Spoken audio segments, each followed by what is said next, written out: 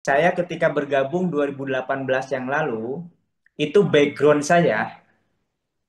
dan skill kemampuan saya. Satu, saya sudah mahir hipno public speaking. Dua, saya sudah biasa marketing. Tiga, saya sudah biasa berjualan menawarkan produk apapun. Empat, saya sudah berpengalaman menjalankan bisnis dari tahun 2011. Ya, jadi sebelum di PTB saya dari 2011 sudah biasa menjalankan bisnis. Nah, jadi pengalaman saya menjalankan bisnis itu sudah dari sejak kuliah. Oke. Kemudian saya pandai berbicara, ya insya Allah lah. Apapun yang saya ucapkan itu insya Allah mudah dimengerti oleh calon mitra. Oke, nah itu kemampuan saya ketika saya bergabung dengan PT BES. Tapi apakah saya nawarin orang selalu closing? Dengan kemampuan berbicara saya, kemampuan mempengaruhi orang, gitu ya. Faktanya, ketika saya mulai bergabung dengan PT BES, bulan April 2018 yang lalu, target saya waktu itu ya, target saya waktu itu 1 bulan pengen dapat Pajero. Bayangin, target saya 1 bulan pengen tembus Pajero. Itu target saya ketika saya mulai daftar di PT BES. Karena target saya 1 bulan dapat Pajero, maka saya targetkan sehari saya prospek 10 orang. Dengan tujuan, kalau saya sehari itu closing 10 orang, maka ya dalam 30 hari saya closing minimal 300 orang. Dan kalau 10 orang saya closing, kemudian 10 orangnya saya ajarin juga bisa closing, maka dalam 1 bulan udah bisa dapat Pajero. Itu hitung-hitungan saya. Oke? Jadi saya punya target 1 bulan dapat Pajero dan saya planningkan setiap hari minimal nawarin 10 orang. Jadi saya prospek 10 orang per hari. Dengan kemampuan public speaking, dengan kemampuan berbicara, dengan kemampuan marketing, dengan kemampuan menjual, dengan kemampuan bisnis yang saya punya, maka apa yang terjadi? Di hari pertama, saya prospek 10 orang, ada nggak yang gabung? Tidak ada. Ada nggak yang nolak? Semua nolak. Ya, jadi di hari pertama 10 orang yang saya tawarin, ya, dengan kemampuan saya berbicara itu semuanya nolak. Ada yang nolaknya, emang kamu udah punya mobil. Waktu saya bergabung dengan PTB, saya lagi nol, bahkan minus. Punya hutang 500 juta, mobil udah diambil leasing, motor dikembalikan ke leasing, rumah masih ngontrak. Jadi ketika saya tawarkan ke orang, dari 10 orang ini, ada yang alasannya, apa namanya, emang masnya udah punya rumah, punya mobil, punya motor. Masnya dulu sukses dah. Mas aja deh yang jalani, nanti saya lihat kalau Mas sudah sukses, saya mau gabung.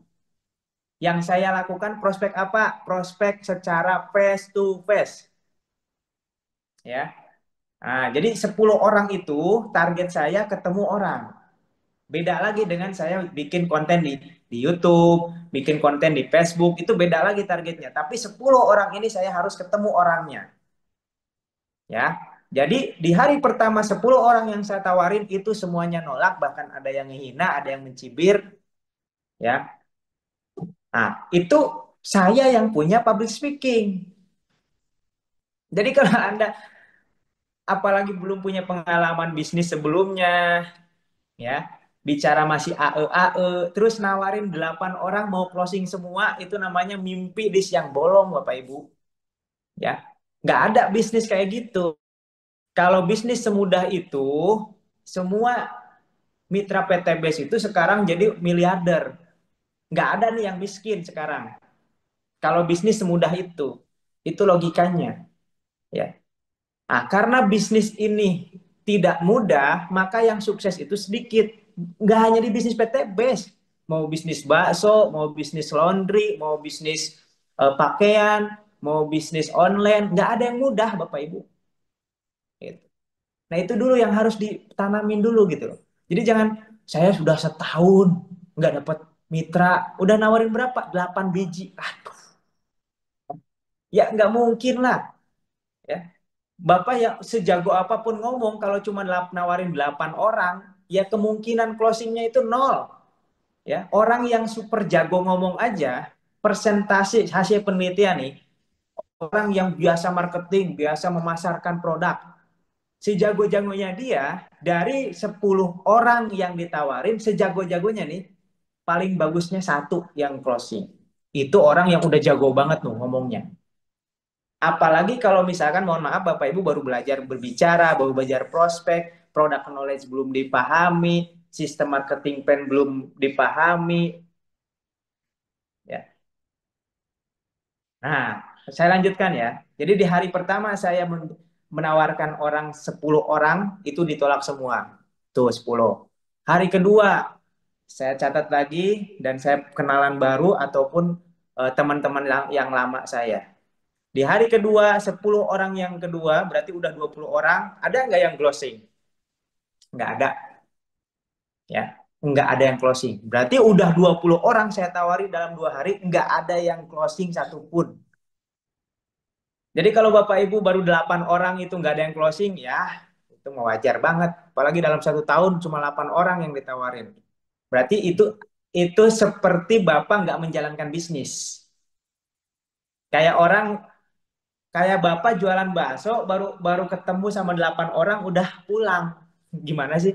Bapak 8 orang, 1 orang nggak mau beli, 2 orang nggak mau beli, 8 orang nggak mau beli udah pulang. Kapan lakunya tuh bakso? Ya nggak?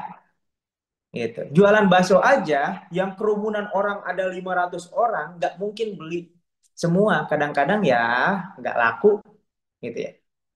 Nah, apalagi ini Bapak Ibu, ya, bisnis yang memerlukan skill, memerlukan penjelasan gitu. Nah, lanjut. Di hari ketiga, berarti saya hari ketiga nawarin 10 orang lagi, berarti udah 30 orang. Ada nggak yang closing di hari ketiga? Nggak ada, ya. Yang ada yang dihina, dicaci maki, oh MLM ya, itu mah ngajak-ngajak orang. Terus saya putus asa nggak? Enggak. Karena saya punya keyakinan bisnis ini, ya, mau bisnis apapun, sejak tahun 2011 saya mau bisnis bimbel, bimbingan belajar, ya, kemudian bisnis kuliner. Nah, dari pengalaman bisnis saya membuktikan bahwa kita ini sudah ditentukan rezekinya. Kita ini sudah ditentukan jodohnya. Siapa yang mau beli ke kita, siapa yang akan beli ke kita itu sudah ditentukan, tinggal kita menemukan orangnya, ya. Nah, Allah sudah siapkan nih orang-orang yang calon mitra kita. Nah, mau nggak kita menjemputnya? Cuma permasalahannya kan kita nggak tahu yang udah Allah tentukan itu siapa. Dari 1 juta orang, misalkan ditentukan ada 20 orang yang mau gabung ke kita.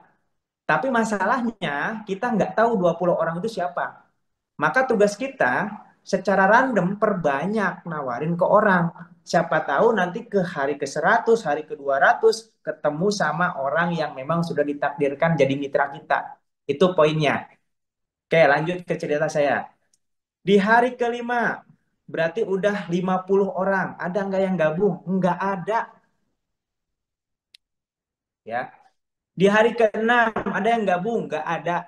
Di hari ke-7 ada nggak yang gabung? Berarti udah 70 orang. Nah, ada nggak yang gabung? Nah, baru, ya, di hari ke-6, ya, ke 70 orang baru gabung satu. Berarti dari 70 orang yang saya tawarin yang gabung cuma satu. Sampai 10 hari, berarti 10 hari sudah saya tawarin 100 orang yang gabung cuma 3. Yang tertarik 5, yang gabung cuma 3, yang jalan cuma 2. Yang satu hanya tertarik, hanya bergabung gara-gara nggak enak sama saya karena sudah sahabatan. Ya, bahkan produknya aja nggak dipakai-pakai sampai saya tembus Pajero, ya. Nah, dari 2 orang ini, ya, ini 2 orang ini luar biasa. Nah, ini berkembang. Nah, ini ya berkembang, dia berkembang, kemudian saya closing lagi, closing lagi, closing lagi. Habis itu di hari ke-19, alhamdulillah tembus, apa namanya, mokes. Coba bayangin.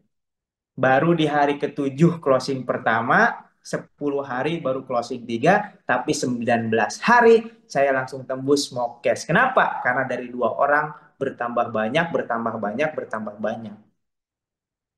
Gitu. Jadi kita akan ada masanya ketemu sama satu orang ini punya masa yang banyak, punya punya keahlian juga sama dengan kita minimal atau lebih bagus daripada kita, ya. Itulah cara-cara Allah, Bapak Ibu, ya. Nah, kadang-kadang kita ada yang closing satu orang, tapi dia cuma beli produk aja. Dia nggak mau jalanin produk bisnisnya. Berarti target kita mencari orang yang baru, yang mau menjalankan bisnis ini. Pokoknya targetnya minimal dua orang yang mau menjalankan bisnis sama dengan kita. Gitu ya.